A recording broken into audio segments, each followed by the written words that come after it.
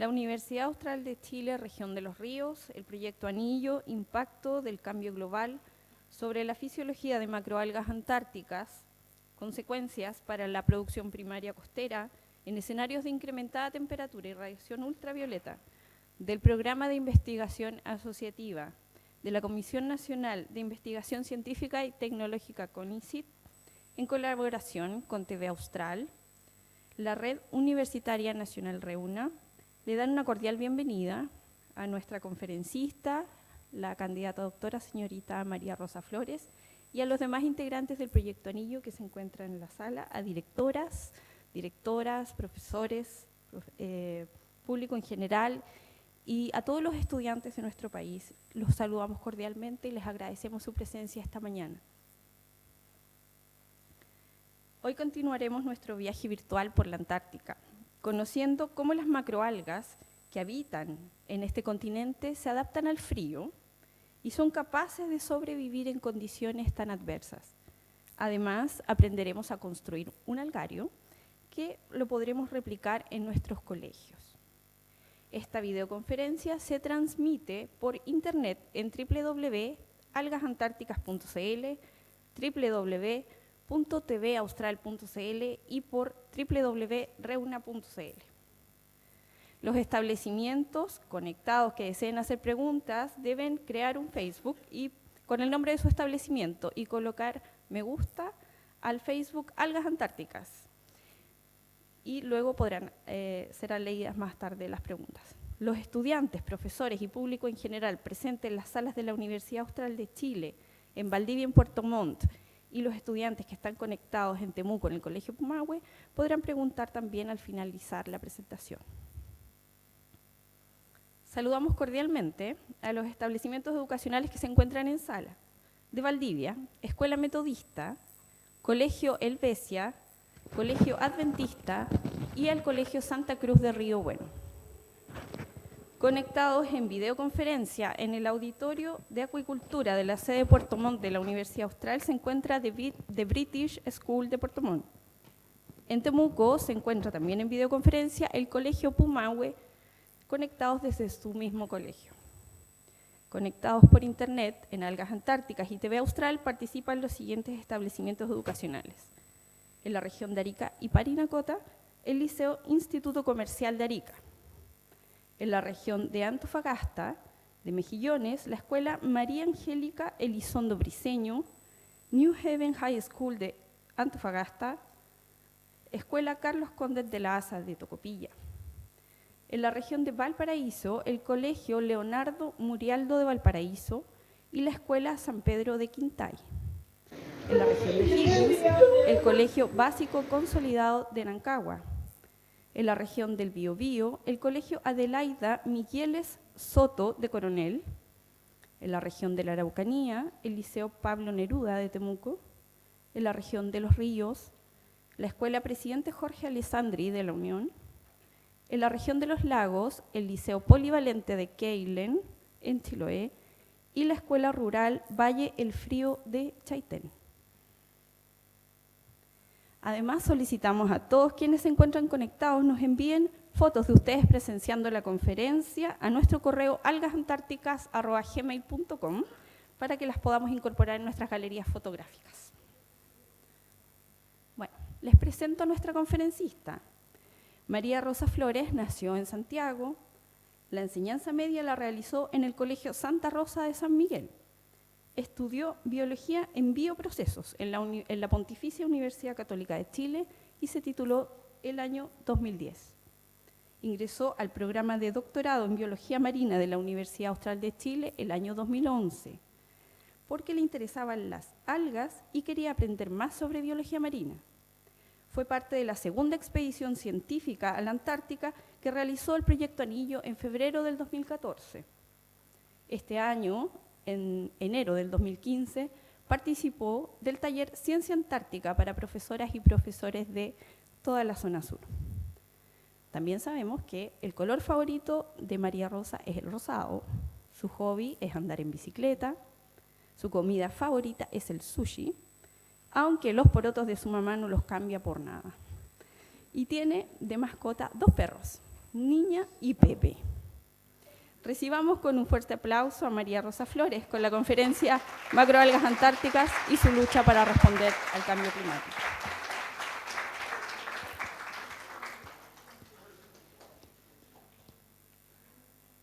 Hola, muy buenos días.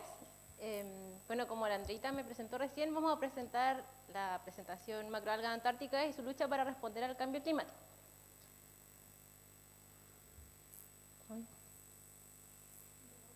¿No me quiere cambiar?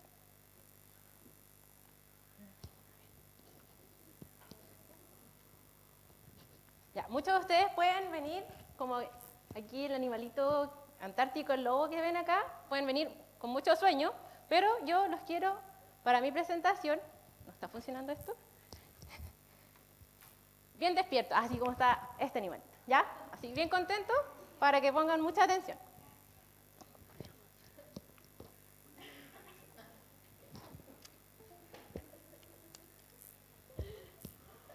Ahí sí, ya.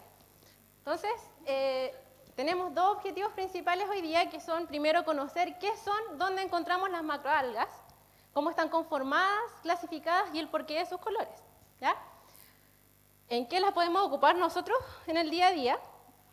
Y finalmente vamos a hablar sobre las algas antárticas, que son las que son importantes para nuestro proyecto ANIL. Vamos a ver las características que les permiten vivir en las condiciones de la Antártica y cómo ellas están luchando contra el cambio climático. Y finalmente vamos a aprender de manera teórica cómo hacer un algario, ¿ya? Para que ustedes lo puedan replicar después en sus colegios con sus profesoras. Ya. ¿Qué son las macroalgas? Como sabemos, las macroalgas son organismos presentes en los medios acuáticos, ¿ya? Son organismos autótrofos. ¿Qué quiere decir que son autótrofos? Quiere decir que ellas son capaces de producir su propio alimento mediante la fotosíntesis, ¿cierto? Toman la energía del sol con los nutrientes del agua para producir carbohidratos, que son finalmente su alimento. Y también las nombramos como bioingenieros. ¿Por qué son bioingenieros? Porque son capaces de ayudar a otros organismos a habitar dentro de ellas, ¿ya? A que estos organismos puedan desarrollar su ciclo de vida completo al interior de ellas y además le dan protección. Además, son el eslabón principal de las cadenas tróficas o de las redes tróficas, porque son los productores primarios.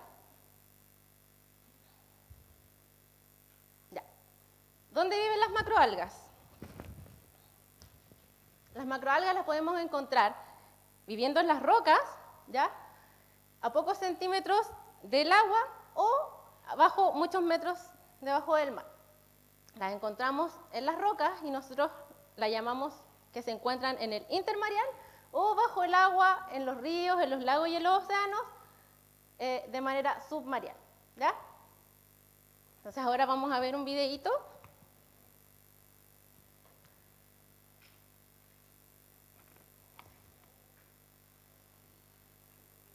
En el que vamos a ver las algas que se encuentran de manera submarina en la Antártica. ¿Está corriendo o no? Ahí está. ¿Se ve? ¿No? ¿Podemos apagar las luces un poquito más?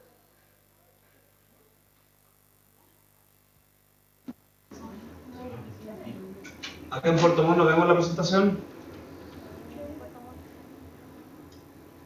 Hola. Ya, bueno, si se fijan acá, estas son las macroalgas que los chicos, los buzos especialistas de nuestro laboratorio, grabaron estos videos en las campañas previas en la Antártica y ustedes pueden ver la cantidad de organismos asociados a nuestras algas. Por ejemplo, en las lapas hay una estrella, unos erizos, unas anémonas, ¿cierto? Entonces, les puse este video también para que ustedes se maravillen con las macroalgas de la Antártica, ya que nosotros en el día a día no estamos con las posibilidades de poder ver esto. Así que para que aprovechen de conocer las maravillas de la Antártica.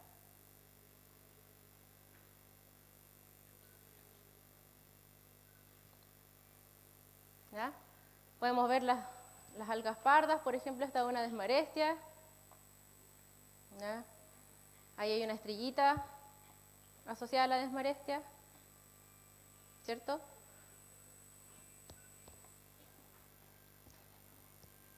Entonces, vamos a continuar con la presentación y vamos a ver cuáles son las partes de una macroalga.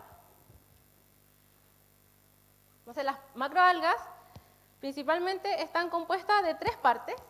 En este esquemita es de una alga antártica parda que se llama Cistófera yakinoti, y vamos a ver cuáles son sus 3 partes que la mayoría de las algas poseen. La parte que nosotros vemos que es como similar a las hojitas de un árbol se llama fronda, y en esta fronda es donde ocurre el proceso de la fotosíntesis, o sea, es de donde ellas toman la energía para producir su alimento. ¿Ya? La otra parte de la macroalga es donde se unen las frondas y se llama estipe. Y la última parte, que es donde las algas se pueden unir a las rocas, ¿ya?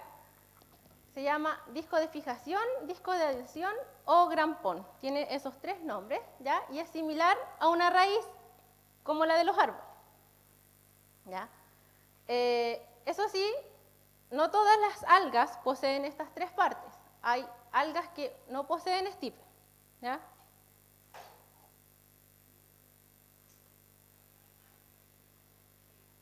Entonces, después nos preguntamos por qué son de diferentes colores. Siempre son del color de cómo las clasificamos.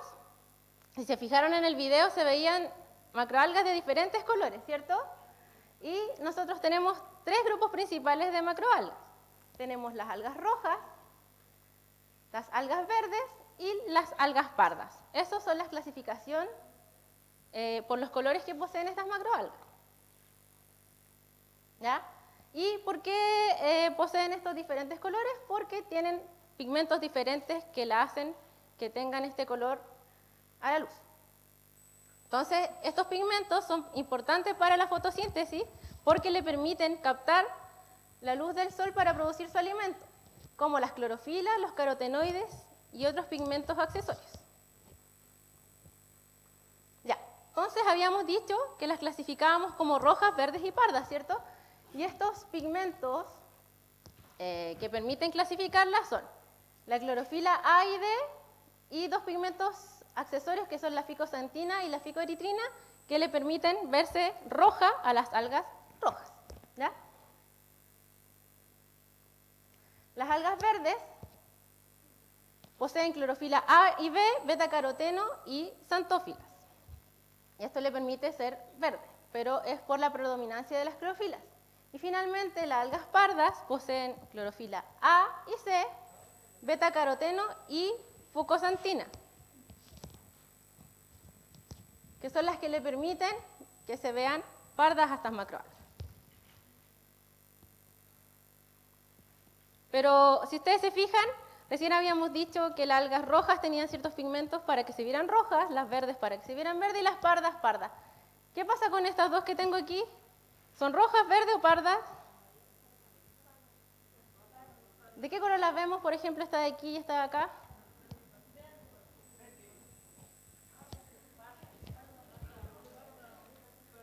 ¿Cierto? Que uno va a terreno, las mira y dice, ah, esta se ve de color café, pardo, ¿cierto? Y esto se ve como entre verde, café, de un color raro. Pero las 2 son algas rojas. Son algas rojas. Y uno le puede pasar muchas veces cuando va a terreno que las ve de otro color y dice, ¡oh! ¿De qué color son estas macroalgas? Y uno dice, ah, son pardas. Y se las lleva al laboratorio y en verdad son algas rojas, solamente que hay predominancia de otros pigmentos sobre las fucosantina y las ficoeritrina. ¿Ya? Así que hay que tener mucho ojo cuando después, si es que las profesoras los llevan a terreno, en la clasificación de las algas que van a ver. ¿Ya? ¿Y cómo las utilizamos nosotros, los seres humanos? Nosotros podemos obtenerlas como fuente de alimento. Por ejemplo, ¿han comido cochayuyo? Sí, ¿no? Sí, ¿no? El ulte, por ejemplo, que también lo preparan como ceviche. El luche también se come harto acá en el sur, ¿cierto? Como sopa. Entonces nosotros lo podemos ocupar como fuente de alimento. Hay ciertas especies como la lesonia, en la que se obtienen unos ácidos algínicos, ¿ya? En las algas rojas podemos obtener agar-agar, que es lo que nos permite a nosotros los científicos producir placas para hacer experimentos con bacterias. Podemos obtener carraginanos y otros compuestos bioquímicos y farmacéuticos, por ejemplo, sirve para que las jaleas tengan esta forma de gelatina. Hay unos compuestos que se utilizan para eso. Por ejemplo, en las farmacias venden espirulina, que si mal no recuerdo sirve como para bajar de peso. Venden también compuestos de Kells también en farmacias, y algunos son utilizados en cosmética, para los maquillajes, por ejemplo, las pastas de dientes. Y bueno, mi favorito es en la fuente de alimento, el sushi, ¿cierto? La que está alrededor del sushi es el nori, y el nori es una alga japonesa que es pariente del luche que comemos nosotros acá en Chile, ¿ya? Así que cuando ustedes coman sushi, están comiendo alguita, ¿ya? Entonces, ahora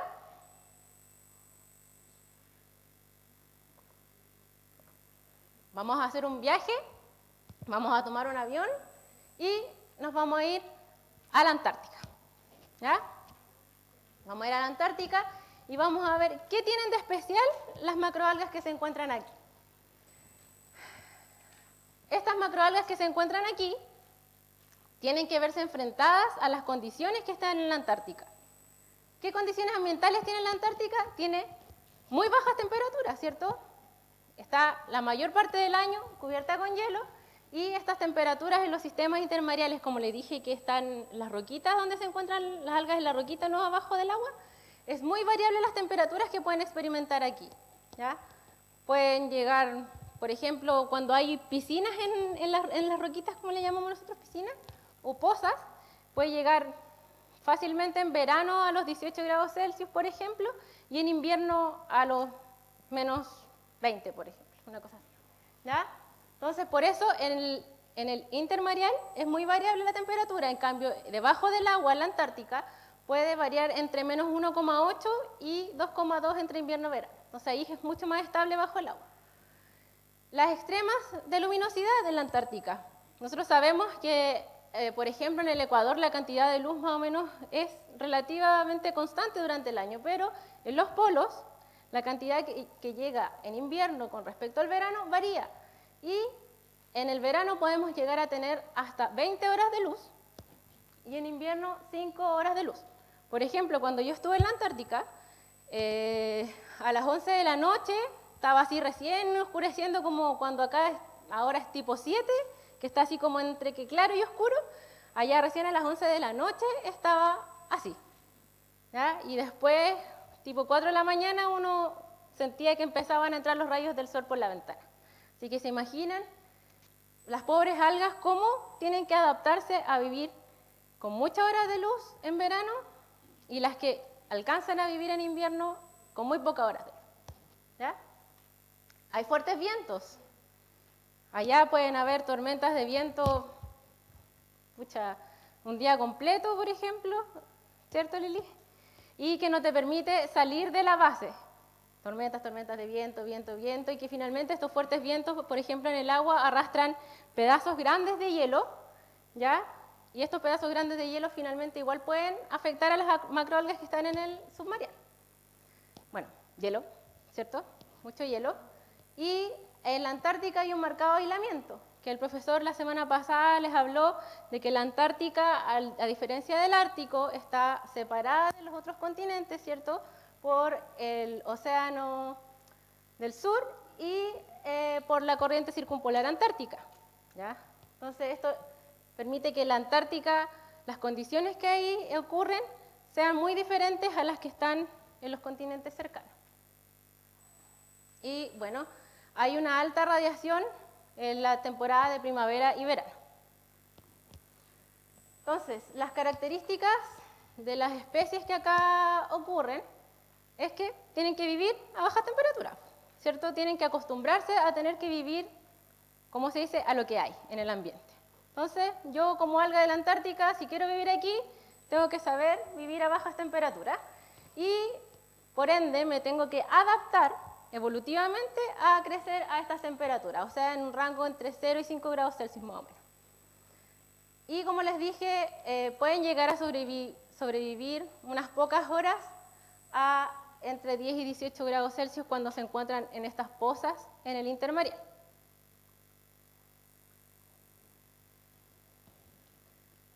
Bueno, también tienen que estar adaptadas a bajas condiciones de luz.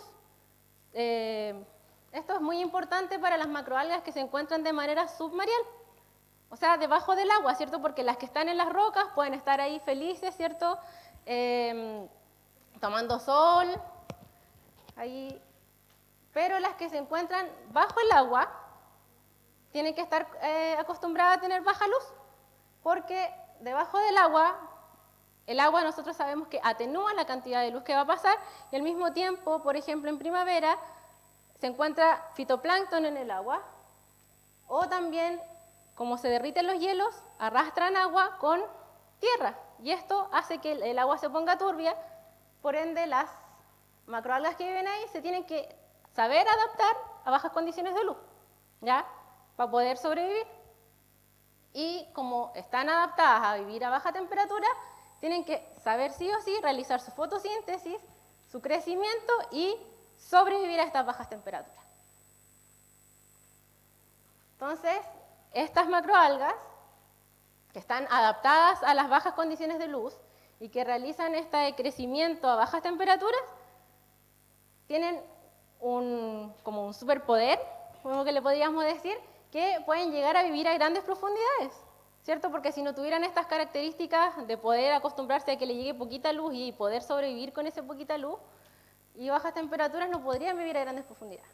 Entonces, aquí podemos ver una Himanthotalus grandifolius, que es una especie de la Antártica, de las algas pardas importantes de allá de los marestiales, con unas coseiras, y nuestra compañera María José, realizando buceo autónomo allá en la Antártica para hacer nuestras investigaciones, ¿ya? Entonces, para poder estudiar estas macroalgas que se encuentran en el fondo del mar, tienen que ocupar buzos especialistas.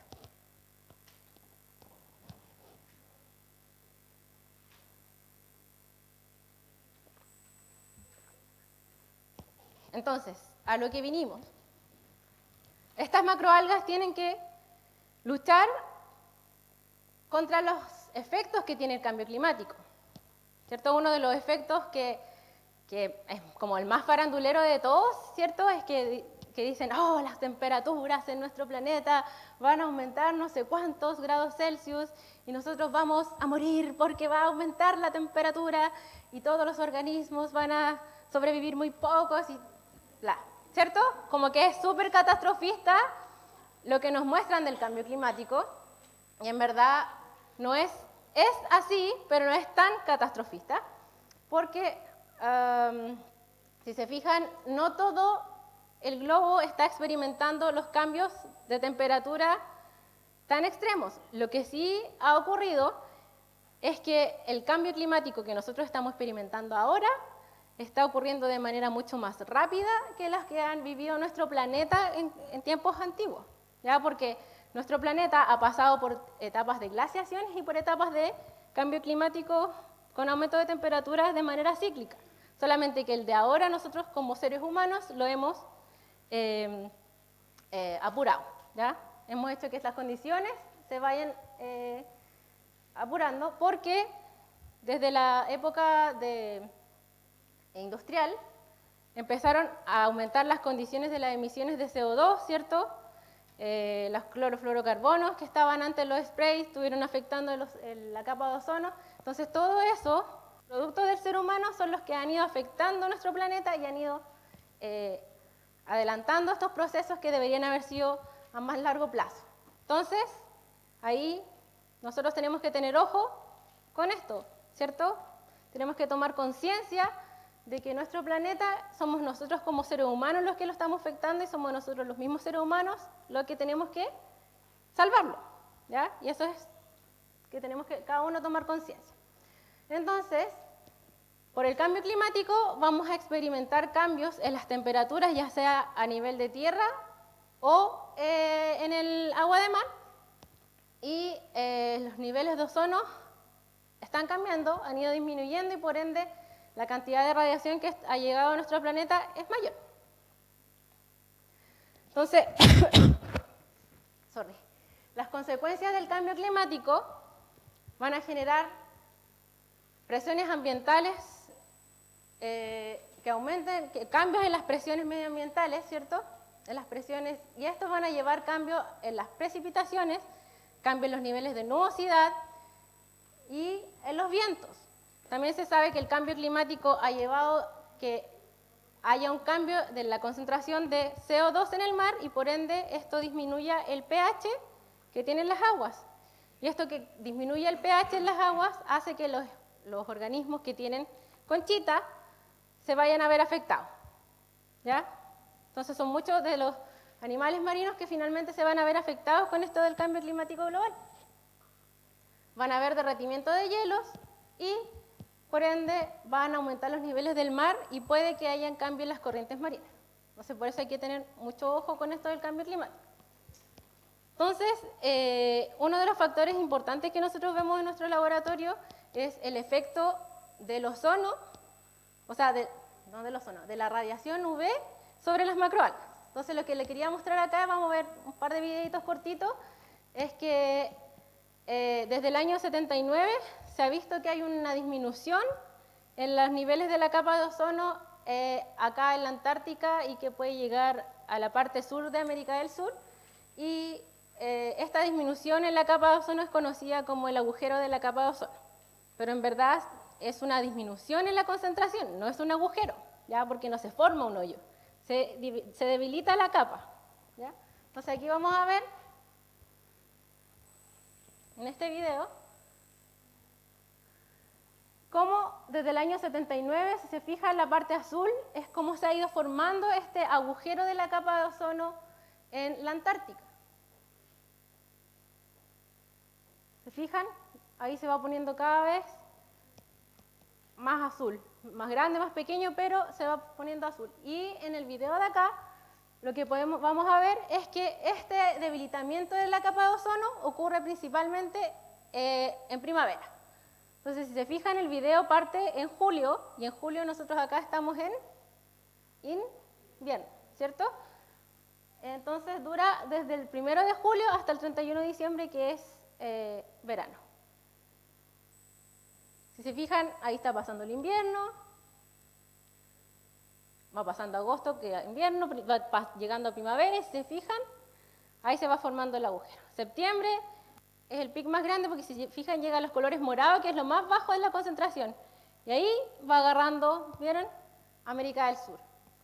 Por eso es importante también que nosotros nos protejamos con protectores solares, porque si se fijaron bien, la capa de ozono alcanza el sur de Sudamérica y nosotros estamos precisamente acá.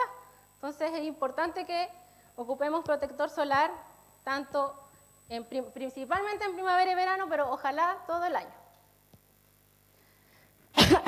Entonces, ¿qué pasa con el cambio climático y las macroalgas antárticas? En nuestro laboratorio estamos viendo que los cambios en la temperatura podrían modificar la respuesta de la fotosíntesis de las algas a la radiación UV. ¿Cómo? Entonces, ¿qué pasaría? Si nosotros aumentamos la temperatura, puede potenciar el efecto negativo de la radiación UV, ¿cierto? Porque son dos factores negativos. Si yo sumo dos factores negativos, muchas veces me puede dar aún mucho más negativo que lo que puede ser la suma de cada uno. Entonces puede exacerbar el efecto negativo de la radiación UV sobre la fotosíntesis.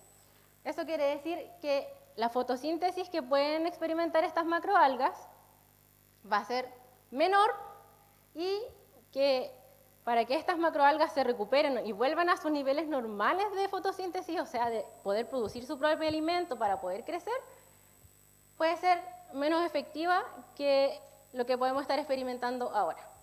¿Ya? O sea, ahora las algas tienen una fotosíntesis, puede disminuir la fotosíntesis, se pueden recuperar, pero con los efectos del cambio climático, esta recuperación y esta fotosíntesis puede ser más baja. Ya, las algas del intermareal, ¿se acuerdan que las algas del intermareal eran estas algas que estaban en las rocas? Que son las que están siempre constantemente expuestas al sol. Estas algas van a ser mucho más resistentes que las que se encuentran debajo del agua. ¿Por qué? Porque ellas constantemente están recibiendo esta luz solar. ¿Se recuerdan que yo les había dicho que estas especies estaban siempre con constantes fluctuaciones de temperatura? Ya. Entonces estas algas, que van a estar en el intermareal, van a ser mucho más resistentes al cambio climático porque ellas constantemente están recibiendo mucho sol y están experimentando estas variaciones en los niveles de radiación UV, ¿cierto? Están siempre ahí. Y, me llega sol, está cambiando la temperatura, ¿cierto? Entonces ellas ya en sus genes están así como acostumbradas a enfrentar estos cambios y estas variaciones. En cambio, las de la submareal puede ser que ellas se vean mucho más afectadas que las otras, porque siempre están recibiendo menos luz, ¿cierto? La temperatura del rango de temperaturas que ya están experimentando no es tan grande. Entonces, si le aplicamos los efectos del cambio climático a estas macroalgas que están debajo del mar, como dice la sirenita, puede que tengan más problemas, ¿cierto? Y finalmente los estadios juveniles, que son las alguitas cuando están chiquititas, van a ser más susceptibles que los adultos. O sea, este cambio climático las va a afectar mucho más a ellas que a los organismos que ya están grandes. Y de esto, de los estadios juveniles de las macroalgas, va a hablar el doctor Nelson Navarro el próximo martes 19, para que estén atentos también a esta charla. Entonces,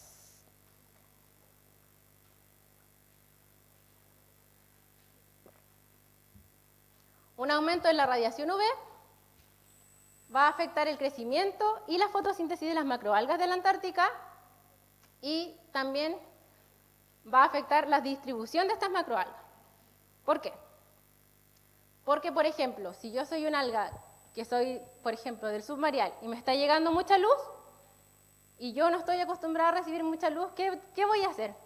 Voy a tratar de escapar, ¿cierto?, a estas condiciones. Entonces, por ejemplo, puede que yo diga, ya yo estoy acostumbrada a recibir esta cantidad de luz, me voy a ir más abajo. Bueno, más me voy a ir porque las algas no caminan, pero se pueden adaptar a otros lugares.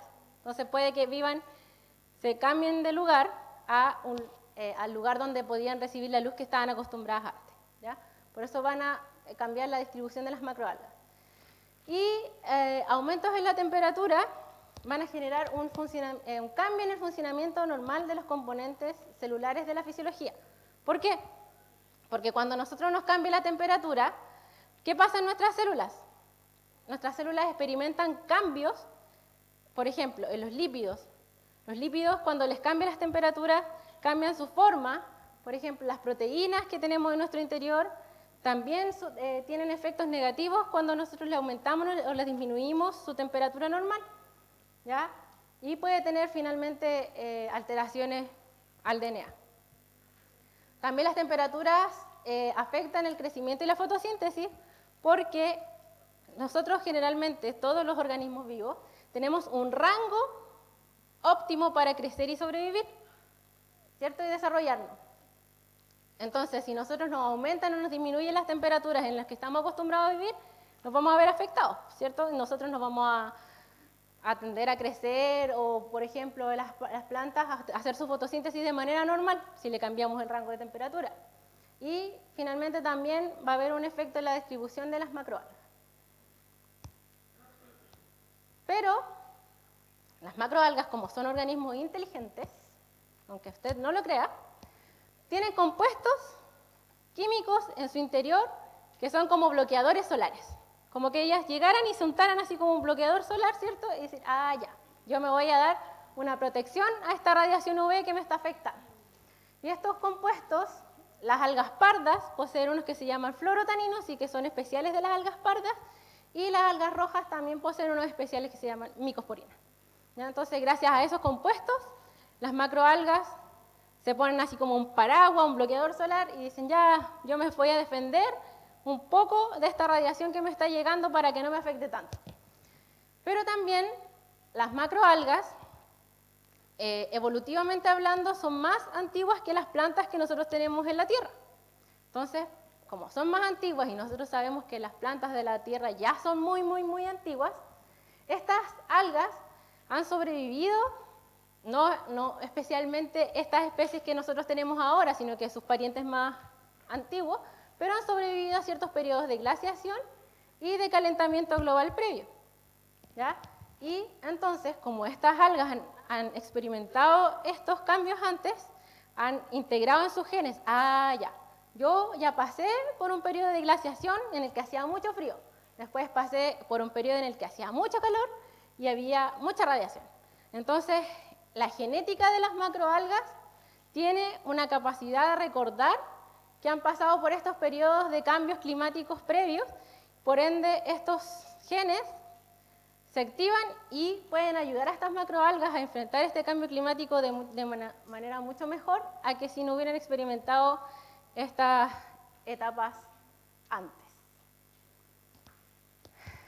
Ya, ¿qué hacemos nosotros en nuestro laboratorio? Por ejemplo, bueno, esta foto no es de la Antártica, pero es para hacer un ejemplo.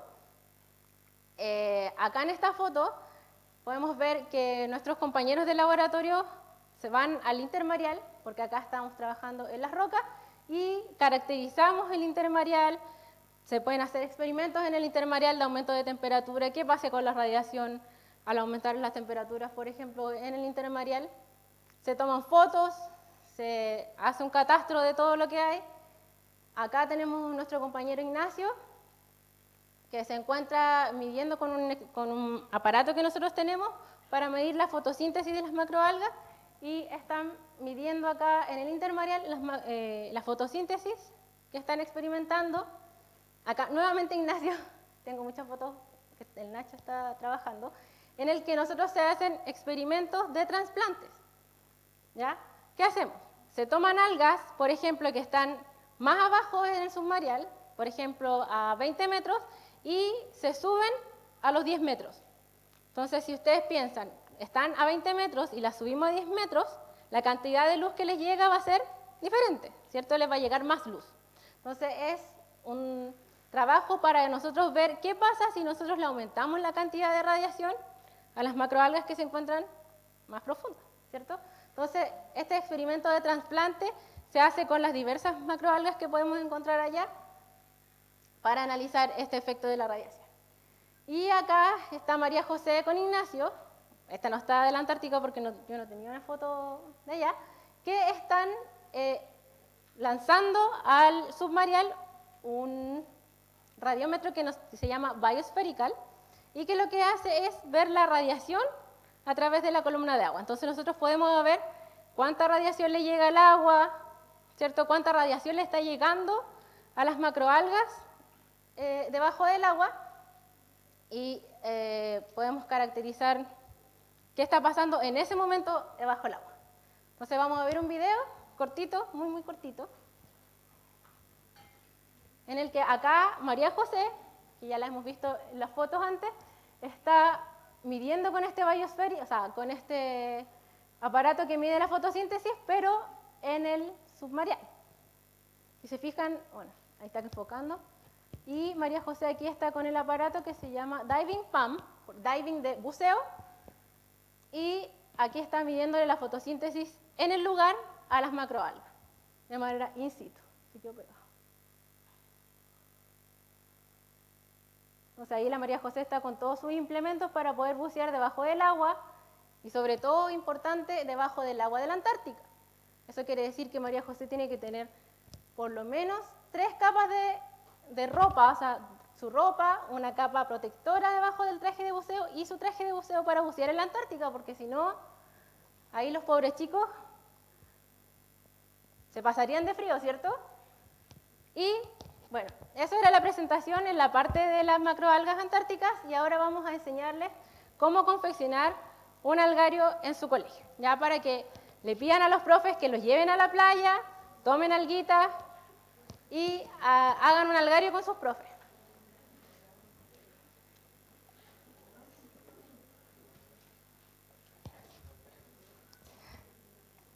¿Me ayudáis, Lili? ¿Me ayudáis? Ya. Entonces vamos a estar atentos para que podamos ir con los profes después a la playa y realicemos un algario. La idea es que le perdamos muchas veces el asco a tomar las algas, porque cuando nosotros vamos a la playa y generalmente la vemos en el agua, nosotros decimos, ¡ay, esta alga, guácala! O la vemos en el piso y nos da asco. Y no, pues son seres humanos, son seres vivos igual que nosotros, y ustedes tienen que tenerle el mismo respeto como le tienen respeto, por ejemplo, a los animales que ven en la playa, ¿ya? Así que vamos a aprender a hacer un algario y necesitamos ciertos materiales, como por ejemplo... No, la libreta está... Ay, no sé dónde está la libreta. Acá.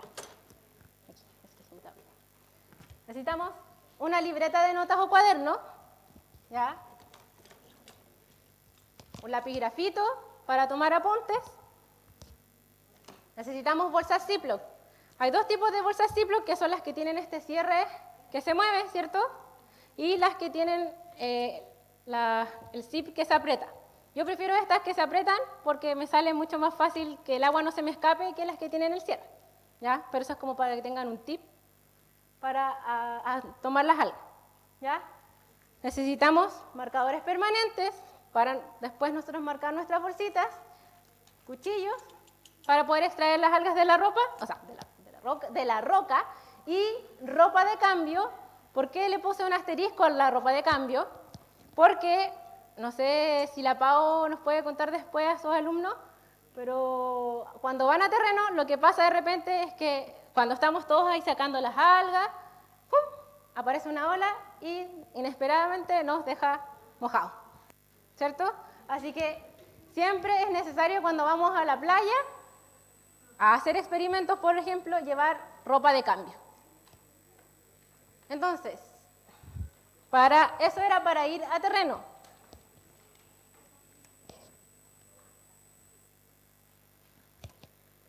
Para el algario, ¿qué necesito? Necesito tener hojas de bloc, ¿cierto? Papel absorbente, más conocido como toalla nova, ¿ya? Vamos a necesitar un cartón que tenga el mismo tamaño de la hoja de bloc que yo voy a ocupar. Si voy a ocupar una hoja de bloc del chiquitito, corto mi cartón del tamaño de la hoja de bloc pequeña o ocupo un tamaño más grande, ¿ya? Necesito diarios, muchos diarios, lo que más puedan tener de diarios. Género, ¿ya? Si pueden cortar, por ejemplo, sábanas antiguas, les sirve harto, ¿ya? Sábanas o comprar de este tipo de género y lo van cortando del tamaño del bloc que ustedes van a ocupar. Necesito, no traje los pinceles. Necesito bandejas, pinceles, pliegos de papel mantequilla. Voy a traer, cuando vaya a la playa, preocuparme de llenar un botellón o botellas de plástico con agua de mar, ojalá que les quede sin arena, y vamos a necesitar un bowl, ¿ya? Entonces, cuando vamos a terreno, ¿qué vamos a hacer? Nosotros llevamos nuestra libretita, nuestro bloc de apuntes, ¿cierto? Y vamos a anotar la mayor cantidad de cosas que nosotros veamos en la playa. Por ejemplo, ¿para dónde fui? Ya. Yo tomo la micro, la 20 acá, por ejemplo, en Valdivia, y me voy a Niebla. Entonces anoto, playa chica o playa grande de Niebla. ¿Ya? Anoto la fecha, 14 de mayo del 2015. ¿Cuántas muestras sacaron? Ya, en total el curso sacó 35 muestras. De estas 35 muestras, 10 algas son rojas, 15 pardas y... ¿cuántas más? 25 y 10 rojas. O 10 verdes, ¿ya? ¿De qué parte de la roca la saqué? Es importante. Cuando agarran su bolsita, le ponen alga verde de una roca en la parte de arriba, por ejemplo. O en la parte de a medio o en el agua. O la saqué de una poza. Y van a anotar el color de las macroalgas en la bolsita.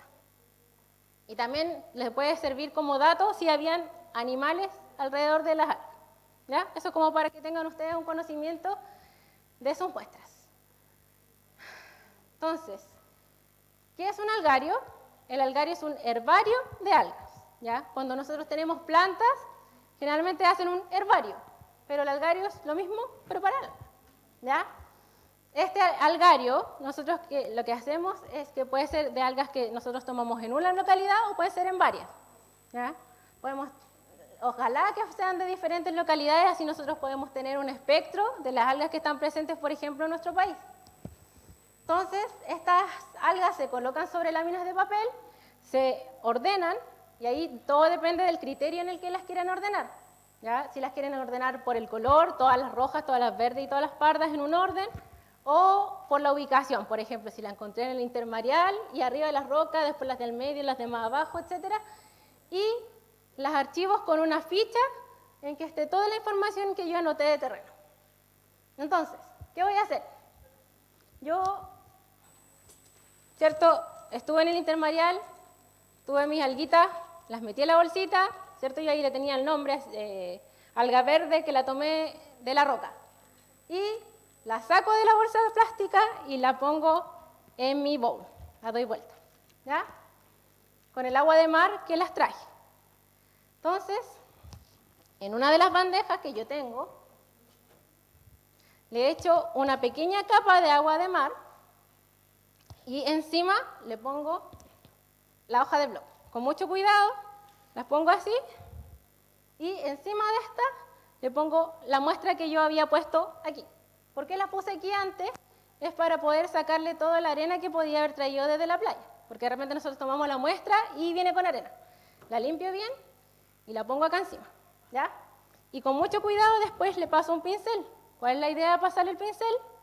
Es que le saco los restos de arena y al mismo tiempo dejo mi alga en alguna posición en el algario en que a mí me guste.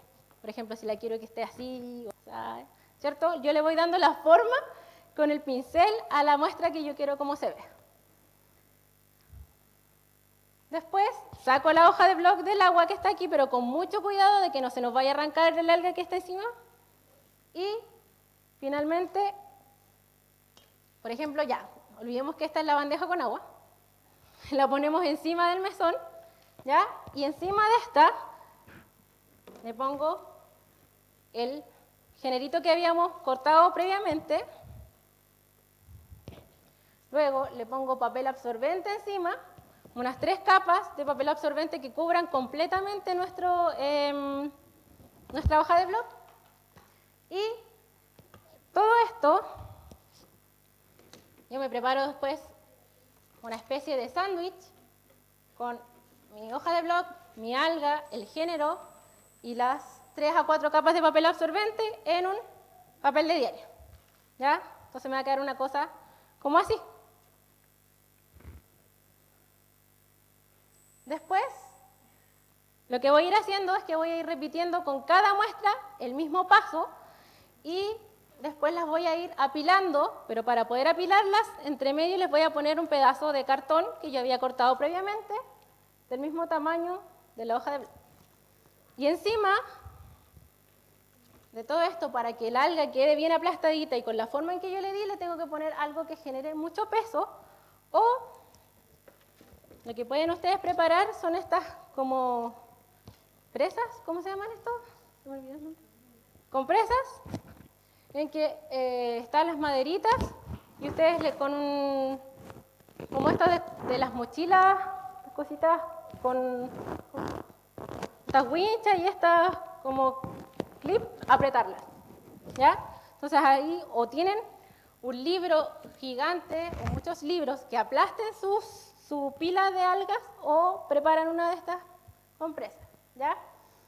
Entonces, luego de preparar nuestra pila de muestras, el paso 6, que está aquí, es muy importante.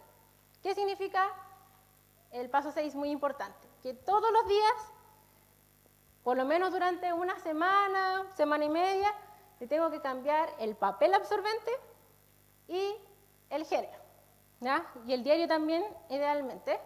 ¿Por qué? Porque a estas algas, como tienen agua, le pueden crecer hongos, ¿ya? Y al crecer hongos, nuestras muestras se echan a perder, que se ponen feas, se ven sucias. Entonces, la idea de la toalla nova, del género y del diario, es ir sacando esta agua que tiene el alga y poder tener el alguita ahí sequita y fija en el bloc. Ya, entonces, vamos a... Y lo importante acá, por ejemplo, acá en el sur de Chile, lo que pasa es que como tenemos tanta humedad, nuestras algas se pueden echar a perder mucho más rápido. Entonces, la idea es poner en nuestro algario lo más cerca posible de una fuente de calor. ¿Ya? Si tenemos, por ejemplo, una combustión, lo ponemos ahí cerquita de la combustión, no tan cerca porque no se nos queme, pero cerquita de la combustión o cerquita de un radiador, por ejemplo, para que el calor vaya evaporando el agua que tiene nuestra alga. Ya. Y cuando finalmente el alga está seca, nosotros le vamos a poner una capa de papel mantequilla para su presentación. Por ejemplo, como esta, ¿ya? Nosotros tenemos nuestro algario en el laboratorio y finalmente podemos pegar nuestra hoja de blog a un cartón forrado, ¿se llama este cartón? Cartón forrado, y le ponemos este papel mantequilla encima para que nosotros tengamos una bonita presentación de nuestras algas, ¿ya? Entonces, finalmente, nuestro algario cuando lo preparemos se va a ver así, ¿cierto? Hoja de blog, alga, género, toalla absorbente, diario, cartón, de nuevo, para arriba, para arriba, para arriba, todo apilado y lo vamos a apretar. Entonces, si se fijaron bien acá, este algario tiene una ficha ahí abajo, en la esquina inferior izquierda, ¿cierto? Esquina inferior izquierda tiene una ficha.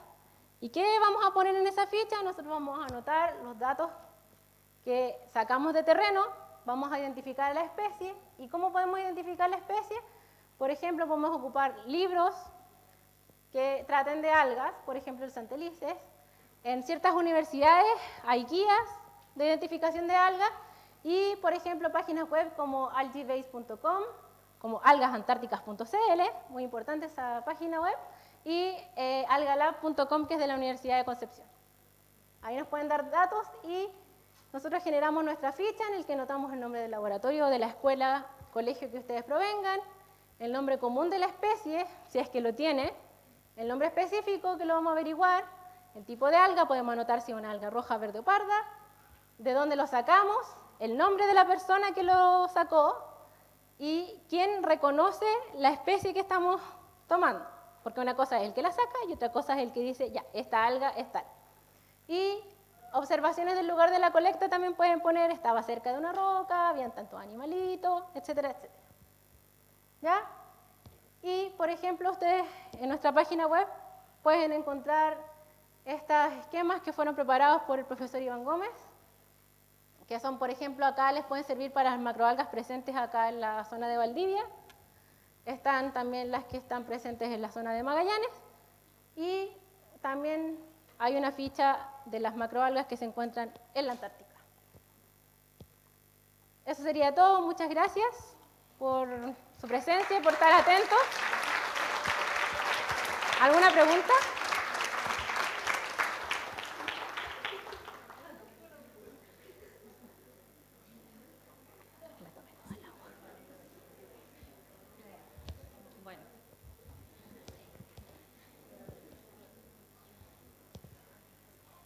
Vamos a continuar con las preguntas. Vamos a dar primero el pase aquí en la sala Valdivia a los estudiantes para que hagan sus preguntas a María Rosa. Por favor, levanten la mano, nos dicen su nombre, el colegio y el lugar de donde vienen.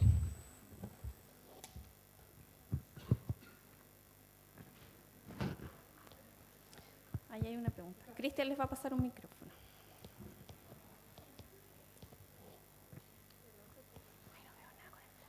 Muy buenos días, mi nombre es Carolina Troncoso, del Colegio El Besi de la ciudad de Valdivia.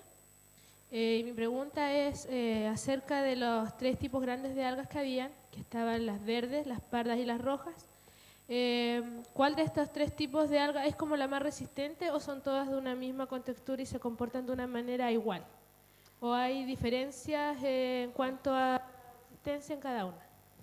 O sea, yo no te podría dar a ciencia cierta una respuesta de cuál de todas son más resistentes.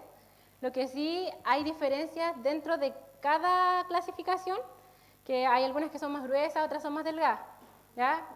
Generalmente las algas pardas suelen ser mucho más gruesas que las otras especies. ¿Ya? Entonces, yo podría decir así como de simple manera que ellas podrían ser mucho más resistentes, y como también vimos, tenían estos compuestos que les dan protección al UV, yo me las jugaría por las pardas. ¿Ya? Específicamente yo, por las pardas. ¿Ya? Pero, como te digo, todo depende de dónde se encuentre el alga, porque si están en el intermareal, por ejemplo, una verde y una roja en la roca, pueden ser mucho más resistentes que una que está debajo del agua y que sea parda y que sea mucho más gruesa. Gracias. Más preguntas.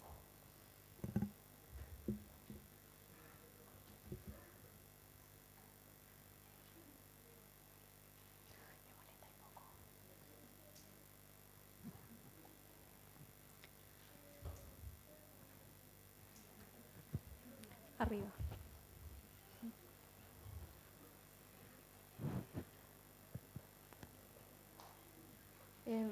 Sí, se escucha. Sí, te escuchamos. Te escuchamos. Es que usted dijo que las algas podían llegar a tener hongos. ¿Qué tipo de hongos puede tener ella? No me manejo en qué tipo de hongos les pueden crecer a las algas. Disculpa. Gracias.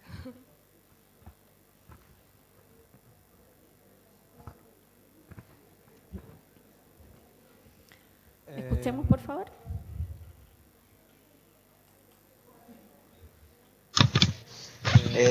Hola. Alejandro Carrera Miranda.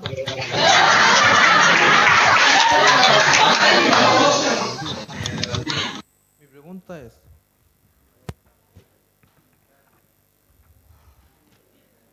usted dijo que el debilitamiento de la capa de ozono se veía principalmente desde primavera. ¿Por qué desde primavera? ¿Por qué desde primavera? Porque hay cambios en las condiciones climáticas que permiten que finalmente en primavera el ozono disminuya y se forme esta capa de ozono. O sea, se forme este debilitamiento de la capa de ozono. Otra pregunta era, ¿cómo es posible que las macroalgas aún mantengan los genes de sus antecesores y no haberlos perdido al pasar de los años? Espera, ¿la puedes repetir más lento, por favor? Fue muy rápido. ¿Cómo es posible que las macroalgas aún mantengan los genes de sus antecesores y no haberlos perdidos al pasar de los años? Hacía referencia a la resistencia que tienen las macroalgas con la radiación UV. ¿Cómo es posible que todavía la mantengan? Que todos los organismos vivos heredan de sus antecesores los genes que, la maquinaria genética, el DNA. Muchas veces nosotros tampoco expresamos ciertos genes, los mantenemos en estado apagado, ¿cierto? Entonces, muchas veces nosotros cuando nos tenemos que enfrentar a ciertas condiciones ambientales, nuestros genes se expresan a las condiciones que están. Entonces nosotros puede que tengamos nuestros genes en nuestro organismo, pero no lo ocupemos, y que en el momento en que sea necesario lo ocupemos. Entonces las macroalgas de sus antecesores recibieron estos genes y finalmente ahora cuando tienen que expresarlos, ¿ya? Los van a ocupar. Uno no tiende a perder los genes. Muchas veces pasa que uno pierde los genes, pero muchos genes quedan y estos genes están solamente en estado de stand-by, ¿ya? Que en el momento en que sea necesario activarlos, se van a activar. Por favor, las salas reúna, mantengan silenciados sus micrófonos hasta que le demos el pase. Gracias. ¿Más preguntas en sala?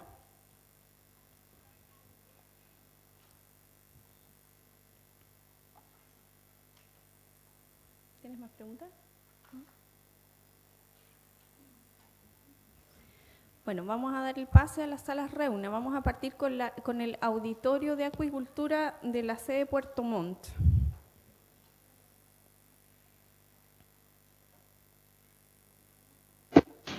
Profesor, sí.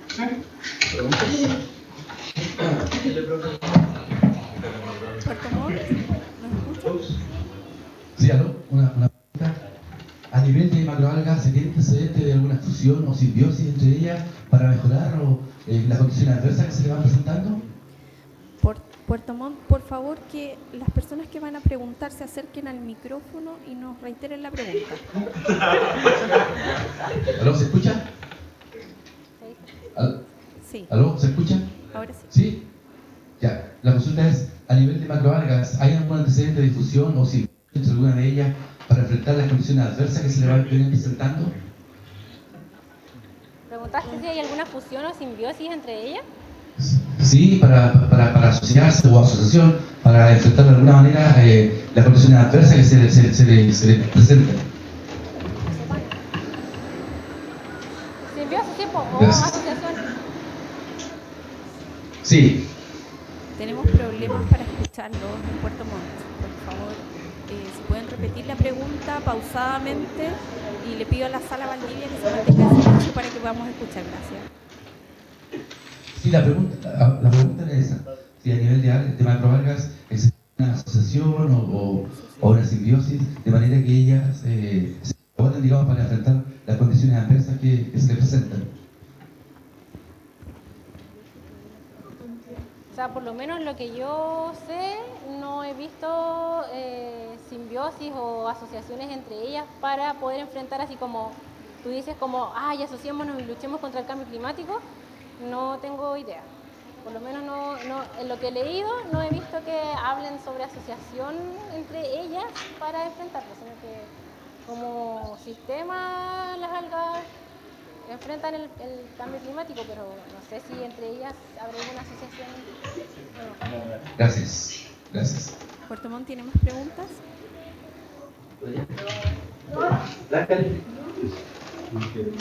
No, no hay problema.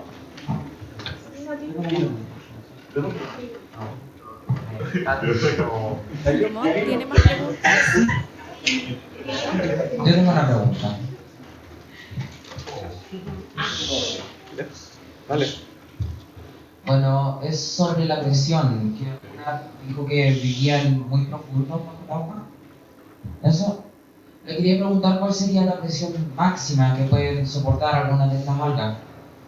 ¿Qué tan profundo pueden estar antes de que sea demasiado? La pregunta es ¿cuál es la presión máxima que pueden soportar las algas? Uh-huh.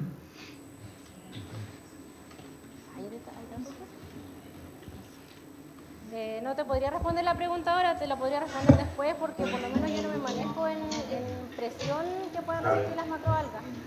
Habría que averiguar.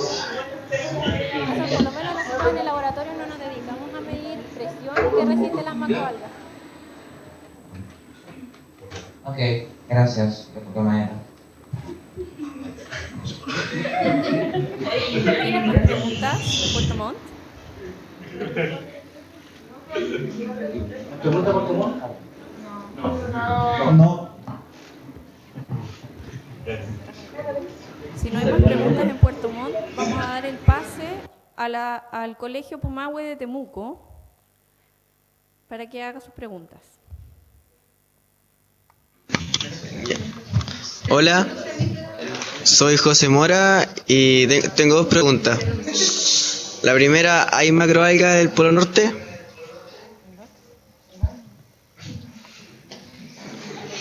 Sí, hay macroalgas en el Polo Norte, hay una gran diversidad también de hecho, la diversidad de las algas en el Polo Norte, en el Ártico, es mucho mayor que las que se encuentran en la Antártida. ¿Ya?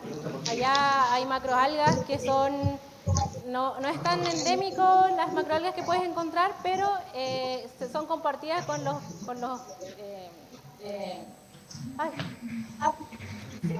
otras regiones que se encuentran cerca.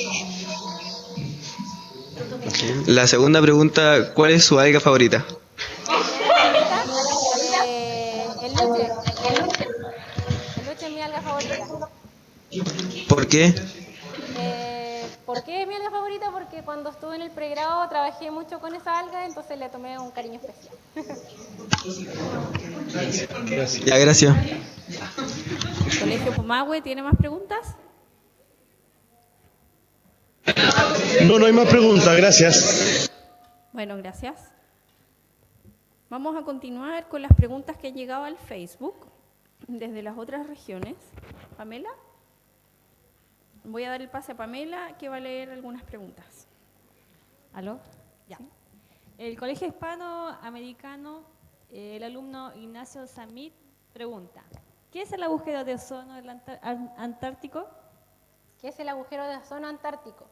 Ya había explicado recién que el agujero de ozono antártico no es un agujero, sino que es que la capa de ozono que está normalmente, que tiene un cierto grosor, ¿cierto?, se debilita, o sea, disminuye la cantidad de ozono que se encuentra ahí en la atmósfera, disminuye y por ende se disminuye el grosor. Eso es lo que se llama el agujero de la capa de ozono, una disminución en la concentración de la cantidad de ozono presente en la Antártica. Ya. La alumna Yaciel Paredes del mismo colegio pregunta si las corrientes marinas de la Antártica influyen en el clima del lugar. Si las corrientes marinas de la Antártica influyen en el clima del lugar. Sí, pues les había comentado que la corriente circumpolar antártica, que es la que está rodeando la Antártica, ¿cierto?, y que corre como los minuteros del reloj, hacen que el clima antártico sea particular. O sea, que las bajas temperaturas, que ya llevan millones de años en el lugar, y el aislamiento que tiene la Antártica, se lo da por estas corrientes. Viene dado por estas corrientes.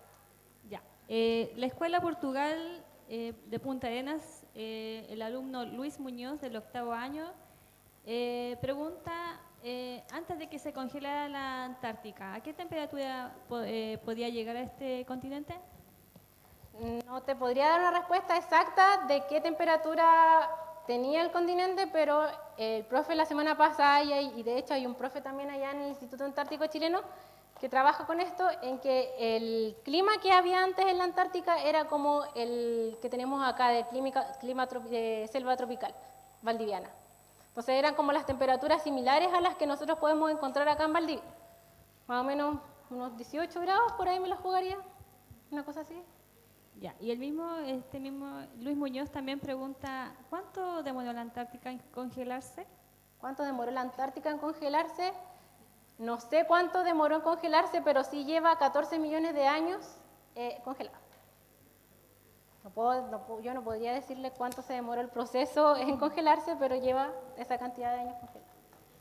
Ya, del Colegio Hispano también el alumno Bastián Palma pregunta, ¿por qué los organismos antárticos son especialmente vulnerables al cambio climático?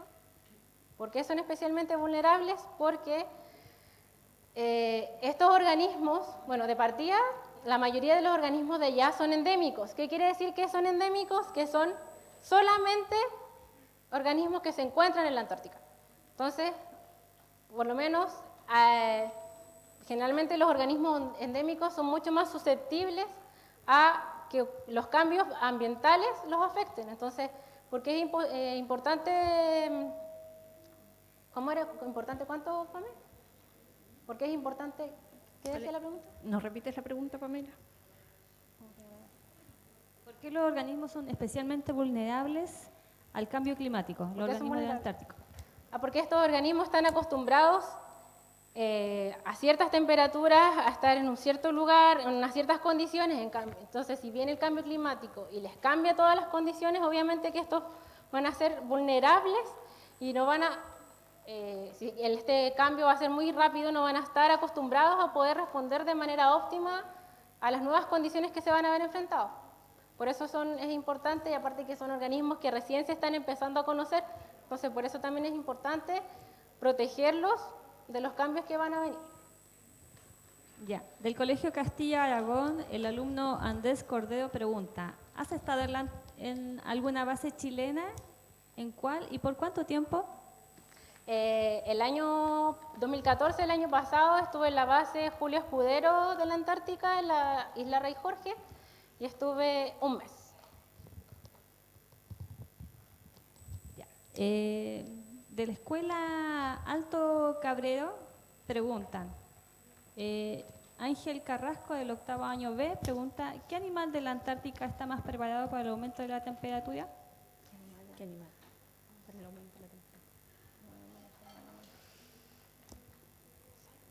No te sabría dar una respuesta porque nosotros trabajamos con las macroalgas, no me manejo mucho en los animales.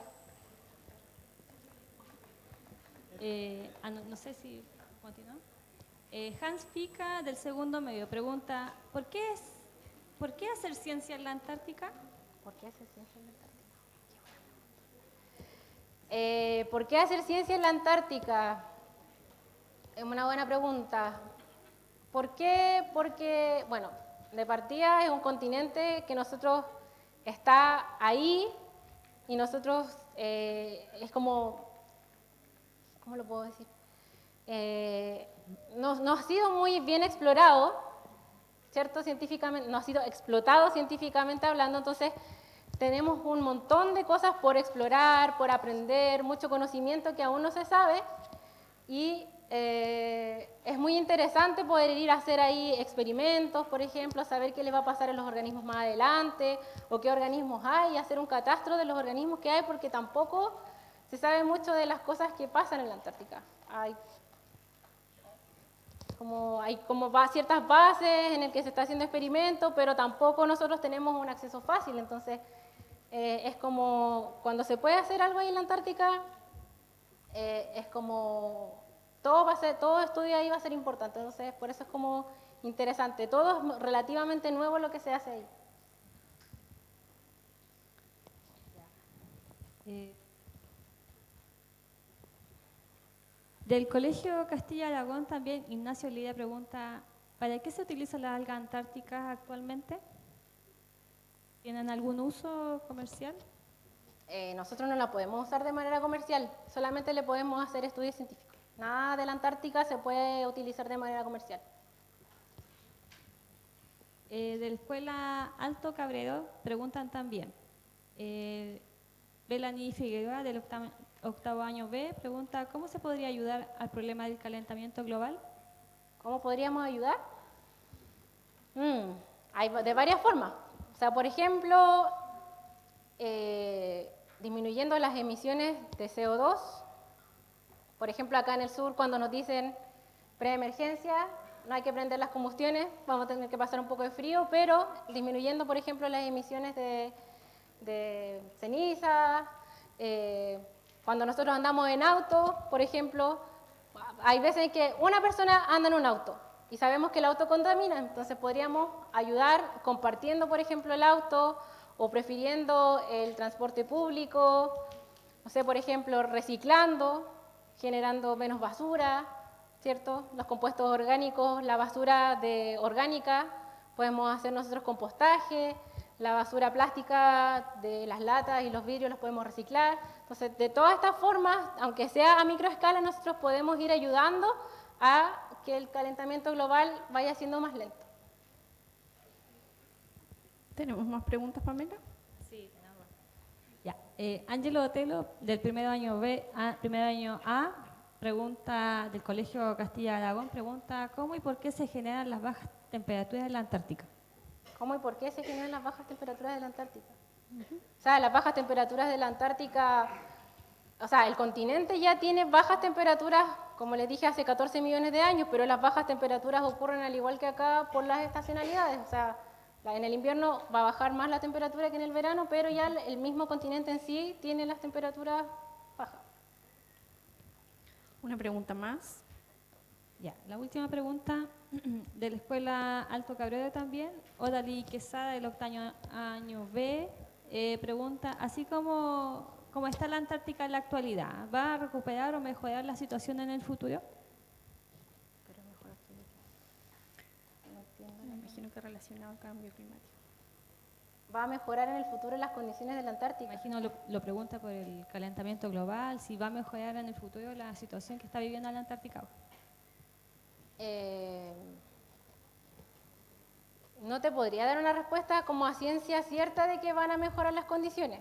Se supone que podrían mejorar, pero también es que depende como de los estudios. Algunos dicen que las condiciones van a empeorar y otros estudios dicen que las condiciones, dependiendo de cómo se vayan manejando las situaciones, puede que vayan tomando conciencia el ser humano y no se vaya afectando tanto finalmente la Antártica. Lo que yo pienso es que quizás de aquí al 2100, por ejemplo, las condiciones no vayan a mejorar.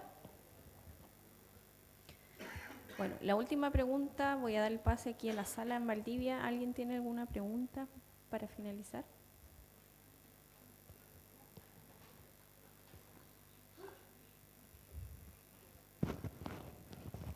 Al parecer no. Le vamos a dar un fuerte aplauso a María Rosa Flores.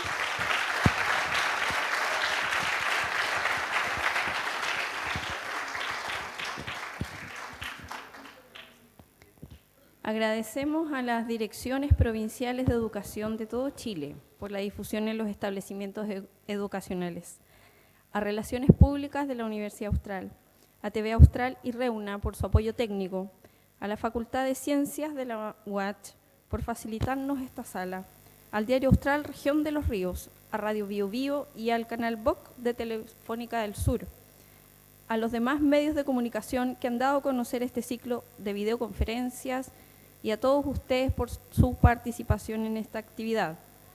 Les invitamos a continuar este viaje virtual a la Antártica el próximo martes 19 de mayo a las 11 horas con el doctor Nelson Navarro, que nos hablará de el secreto mejor guardado de las algas, su reproducción. Así que los esperamos la próxima semana. Muchas gracias, buenas tardes.